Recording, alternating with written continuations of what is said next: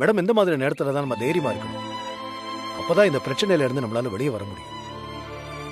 கடவுள் ஒரு கதவை அடைச்சா இன்னொரு கதவை கண்டிப்பா திறப்பான்.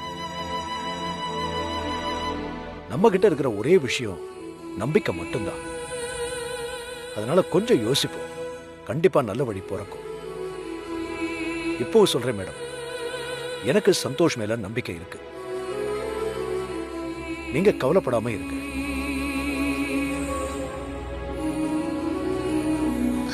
சார், நாம இன்னொரு முறை டெஸ்ட் பண்ண சொல்லலாமா? இல்ல மேடம், அதுல நிறைய சிக்கல் இருக்கு. அப்ப நம்ம என்னதான் சார் பண்றது? இதுக்கெல்லாம் வேற வழியே இல்லையா? இனிமே எதுவுமே இல்லீகலா பண்ண முடியாது மேடம். நமக்கு தெரிஞ்ச டாக்டருங்கிறதுனால தான் இதை ஒத்துக்கிட்டாங்க. அப்படி எடுக்கணும்னா ஒன்னு கோர்ட் ஆர்டர் இருக்கணும், இல்ல 2 பேருடைய சம்மதமும் இருக்கணும். அதான் இப்ப நமக்கு சிக்கல். இந்த ரிப்போர்ட்காக நான் எவ்வளவு எதிர்பார்ப்போட இருந்தேன் சார். இந்த ரிப்போர்ட் மட்டும் நல்லபடியா வந்திருந்தா எவ்வளவு நல்லா இருந்திருக்கும் தெரியுமா? அந்த ரிப்போர்ட்டை காமிச்சு அந்த ஆதிராவோட அத்தை மாமாவை நான் உண்டு இல்லைன்னு பண்ணிருப்பேன்.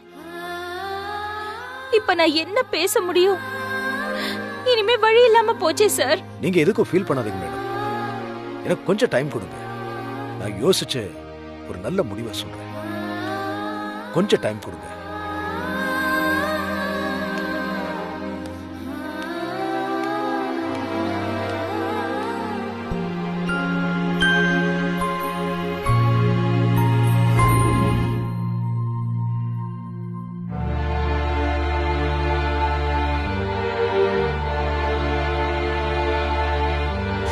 அவ என்ன உன் சொத்துல உன் வீட்டுல பங்கு கொடுன்னு கேக்குறா? என் குழந்தைக்கு நீதான் அப்பான்னு எழுதி கையெழுத்து போட்டு கொடுன்னு சொல்றான். ஆதிராவோட பிரச்சனையில நான் மாட்டிக்கிட்டு முழிக்கிற மொழி அவளோட அத்தையும் மாமாவும் தான் எனக்கு பெரிய பிரச்சனையா இருக்காங்க. அவங்களை எப்படி சமாளிக்கிறதுனே தெரியல.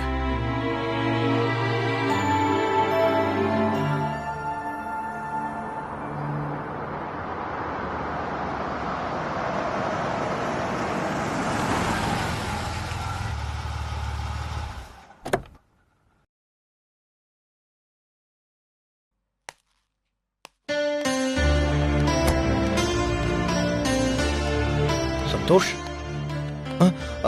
என்ன சார், வெளியில இருக்கீங்க? ஒண்ணும் இல்ல சார், வீட்ல யாருமே இல்ல. அம்மாவும் கேண்டீன் விஷயமா வெளியில போயிருக்காங்க. அப்புறம் பவியும் தாத்தாவும் வெளியில போயிருக்காங்க. அதான். அது சரி, அதுக்கு எதுக்கு நீங்க வெளியில உட்கார்ந்துருக்கீங்க? உள்ள போய் இருக்க வேண்டியது தானே?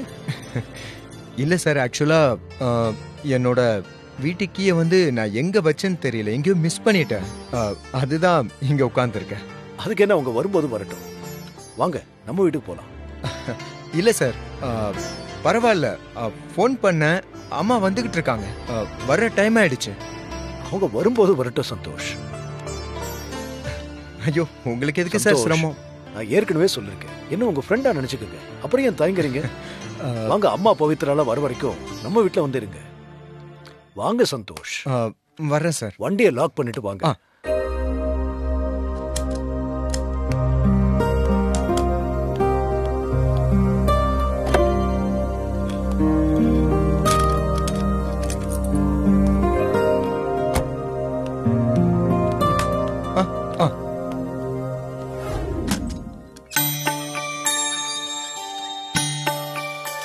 வாங்க. உள்ள வாங்க, உட்காருங்க.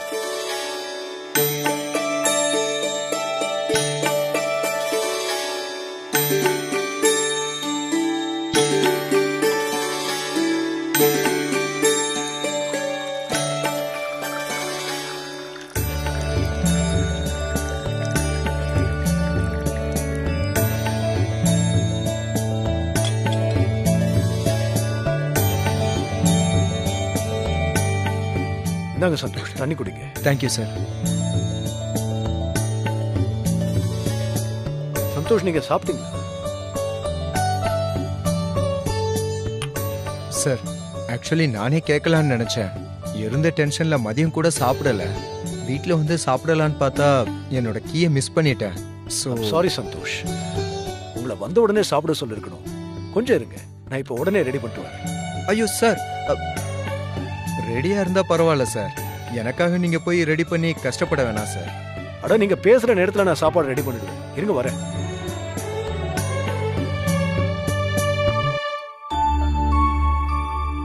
நம்ம கஷ்டப்படுற நேரத்துலலாம் நம்மள உண்மையா நேசிக்கிறவங்க யாருன்னு கண்டுபிடிச்சிடலாம் போல. ஹரி சாரை நான் எத்தனை தடவை திட்டி அசிங்கப்படுத்தியிருக்கேன். ஆனா அவர் எவ்வளவு பாசமா இருக்காரு. ச்சே.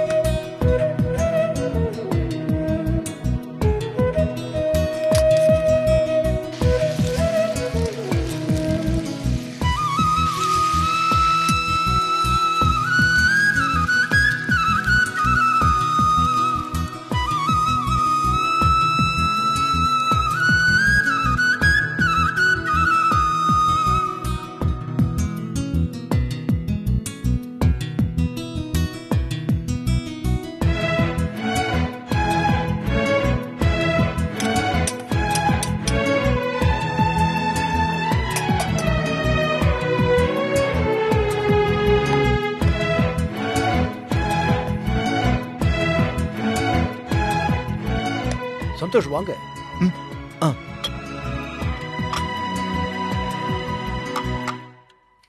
அதுக்குள்ள ரெடி பண்ணிட்டீங்களா சார்? உட்காருங்க.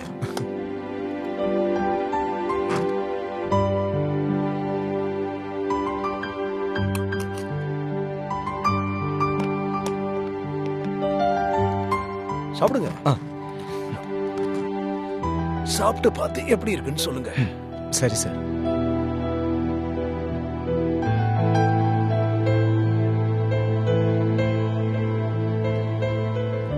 நல்லா இருக்கு சார், ரொம்ப நல்லா இருக்கு. சார் நீங்களும் சாப்பிடலாம்ல? இல்ல இல்ல, நான் இப்பதான் சாப்பிட்டேன். நீங்க சாப்பிடுங்க.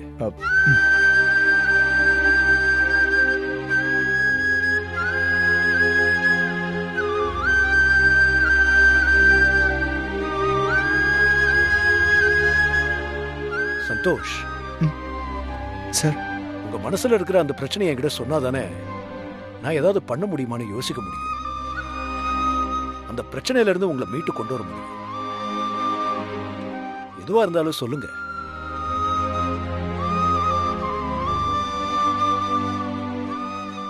சார், எல்லா உண்மையும் உங்ககிட்ட சொல்லணும் தான் நினைக்கிறேன். ஆனா இப்ப என்னால எதுவும் சொல்ல முடியாத சூழ்நிலையில இருக்கேன் சார். என்ன மன்னிச்சிருங்க. சாப்பிடுங்க.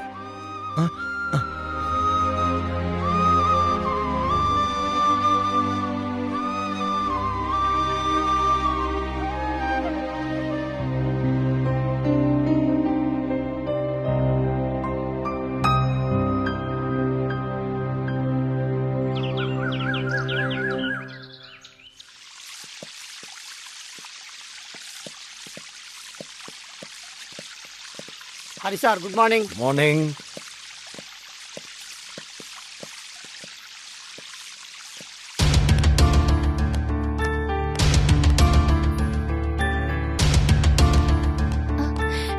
சார், நான் வரேன். எதுக்கு டாக்டர் சொன்ன விஷயத்தை மறைக்கணும்? லக்ஷ்மி மேடம் தான் பவி கிட்ட மறைக்கிறாங்க. பவி சின்ன பொண்ணு, அதனால மறைக்கலாம். நாம எதுக்கு இவங்க கிட்ட மறைக்கணும்?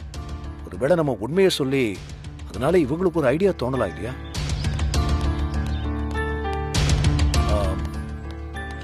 மேடம், உங்ககிட்ட கொஞ்சம் பேசணும். சார், அதெல்லாம் இருக்கட்டும். நான் ராத்திரி எல்லாம் யோசிச்சு பார்த்தேன் சார். எனக்கு என்னமோ குட்டி தப்பு பண்ணிருக்க மாட்டான்னு தான் தோணுது சார். அது நான் டாக்டர் கிட்ட போனேன்ல, அப்போ அதுதான் அந்த விஷயத்தை பத்தி தான் நான் யோசிச்சு பார்த்தேன் சார். நீங்க பேசின பேச்சு என்னோட மனசை திடப்படுத்திருச்சு. அதான் நான் குட்டிய சந்தேகமே படல. என்னோட குட்டி கண்டிப்பா தப்பு பண்ணவே மாட்டா சார்.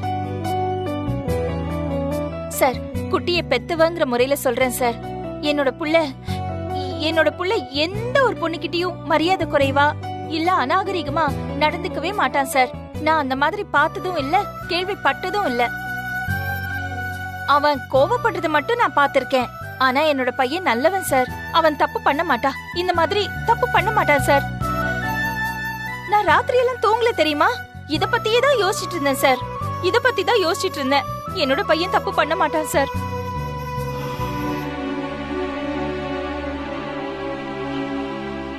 இவங்க கிட்ட உண்மையை சொல்லலாம்னு பார்த்தா இவங்க சந்தோஷ பத்தி உயர்வா நினைச்சு ஒரு நம்பிக்கையில இருக்காங்க. அந்த நம்பிக்கையை நாம கெடுத்த மாதிரி ஆயிடுமே.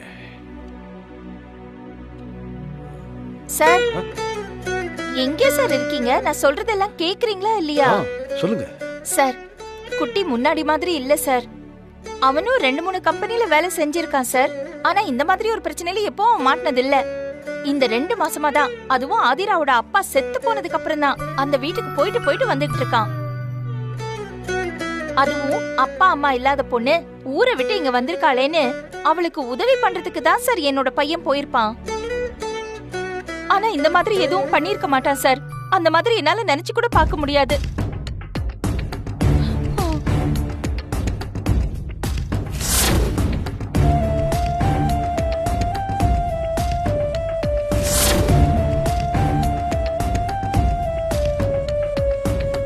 மேடம், ஒரு நிமிஷம். என்ன சொன்னீங்க? ஆதிராவோட எப்போல இருந்து சந்தோஷ் பழகுறான்னு சொன்னீங்க? எனக்கு தெரிஞ்சு 2 மாசம் தான் சார். இல்லனா 2.5 மாசம் தான், அவ்வளவுதான். மேடம், நீங்க சொல்றது சரிதானே? சீரியஸா 2 மாசமா தான் ஆதிரா வீட்டுக்கு போயிட்டு வந்திருக்காரா சந்தோஷ்? ஆமா சார். ஏன் சார் கேக்குறீங்க? இல்ல, ஆதிராவோட அப்பா இறந்த தேதி உங்களுக்கு ஞாபகம் இருக்குங்களா? ஓ, ஞாபகம் இருக்கே. அன்னைக்கு பவித்ராவோட பிறந்த நாள். பிறந்த நாள் அன்னைக்கு குட்டி வரலன்னு பவி ஒரே சண்டை. நானும் போன் பண்ண, குட்டி போனை எடுக்கல. அதனால நேரா ஹாஸ்பிட்டலுக்கு போய் பார்த்தேன். அப்பதான் ஆதிராவோட அப்பா இறந்தது தெரியும். எனக்கு நல்ல ஞாபகம் இருக்கு சார். எதுக்கு சார் கேக்குறீங்க? ஒண்ணு இல்ல மேடம், சும்மாதான். சந்தோஷ் ஆதிரா பிரச்சனை சீக்கிரம் முடிவுக்கு வந்துடும் நினைக்கிறேன். எனக்கு ஒரு சின்ன வேலை இருக்கு. நான் அப்புறம் வந்து உங்ககிட்ட டீட்டெயிலா சொல்றேன். வரேன். எங்க சார் போறீங்க? சொல்லிட்டு போங்க சார். சார் சார் எங்க போறீங்க சார்? ஒரு முக்கியமான வேலை இருக்கு. சார் என்ன முக்கியமான வேலை? வந்து சொல்றேன்.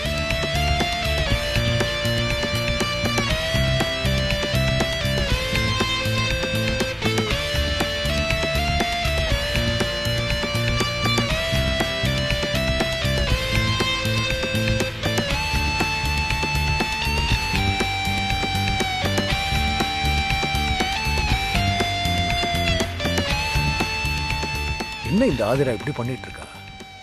பாவம் இந்த சந்தோஷ் அவகிட்ட மாட்டிக்கிட்டு முழிச்சிட்டு இருக்கா. நாமளும் எல்லா பிளானும் பண்ணி பாக்குறோம், எல்லாம் டெட் எண்ட்ல போய் தான் முடியுது. என்ன பண்றது? டிஎன்ஏ டெஸ்டும் நமக்கு கை கொடுக்கல. இப்ப நம்ம கிட்ட என்ன ஆதாரம் இருக்கு?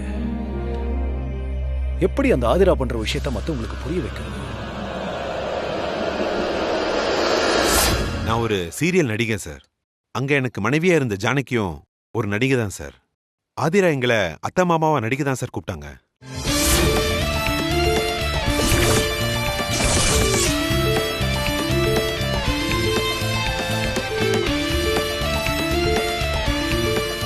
ஆதிராவை மாட்ட வைக்கணும்னா அவ கூட சப்போர்ட் பண்ற இந்த டிராமா கோஷ்டிய கூண்டோட காலி பண்ணணும். உடனே இந்த ப்ராசஸ் ஸ்டார்ட் பண்ண வேண்டியதுதான்.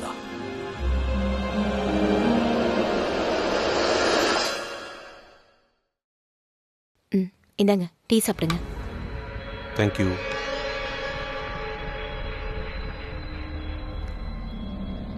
என்ன சிதம்பரம், இன்னும் எத்தனை நாளைக்கு இந்த டிராமா நடக்கும்னு தெரியலையே. எத்தனை நாள் நடந்தா நமக்கு என்ன? நமக்கு பேமெண்ட் வருதா, அவ்வளவுதான். ஆனா அந்த சந்தோஷ் ரொம்ப பாவம் இல்ல? அது நமக்கு தேவையில்லை. கை நீட்டி காசு வாங்குறோம். ஷேக்ஸ்பியர் என்ன சொல்லியிருக்காரு? இந்த உலகமே ஒரு நாடக மேடை, நாம எல்லாரும் ஒரு நடிகர்கள்னு சொல்லியிருக்காரு. நாம என்ன ஒரு நடிப்புக்குள்ள ஒரு நடிப்பு நடிச்சிட்டு இருக்கோம், அவ்வளவுதான்.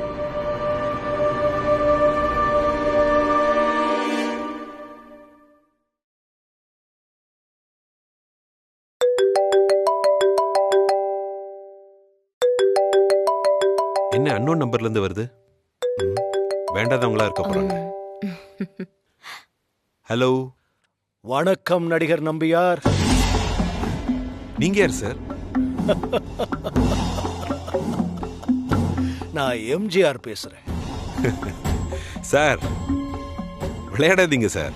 எங்கேயோ கேட்ட குரல் மாதிரி இருக்கு. சொல்லுங்க சார், யார் சார் நீங்க? என்ன இன்னும் ஆதிரா வீட்ல டிராமா முடியலையா? யாரு யாரு?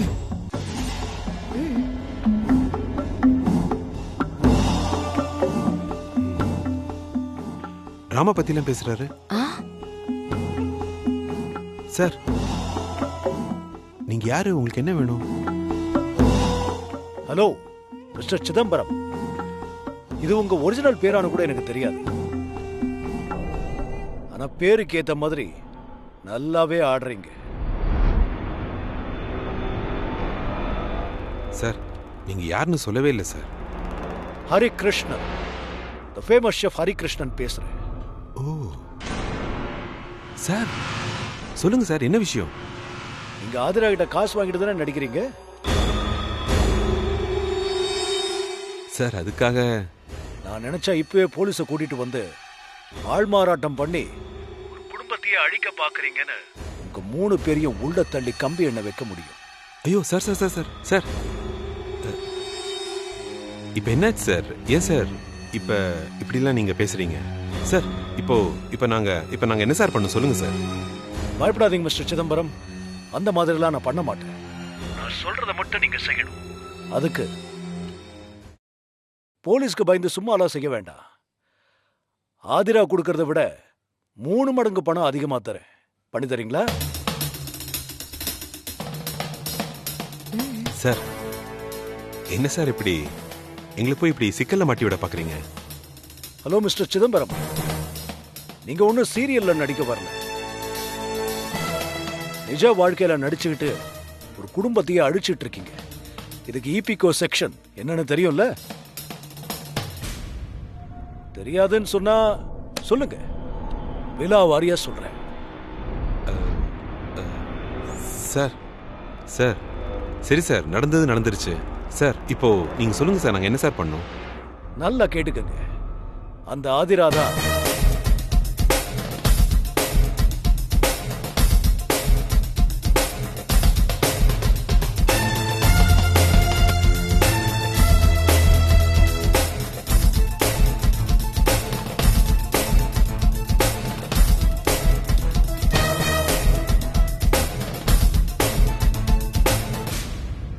என்ன சிதம்பரம், நான் சொன்னதெல்லாம் கரெக்டா புரிஞ்சதில்ல? நல்லா புரிஞ்சுது சார். நீங்க சொல்ற மாதிரியே செஞ்சிட்டேன் சார்.